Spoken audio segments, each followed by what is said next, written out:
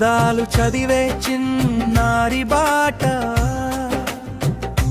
కథలు చెప్పి అర్థం చేస్తే చదువు మీద ప్రేమ పెరుగుతే బంగారు బాట చదువు లెక్కలే మన చిన్నారి తోట. వెలుగు దీపం భవిష్యత్తుకి ఇది తొలి మెట్టు మార్గం.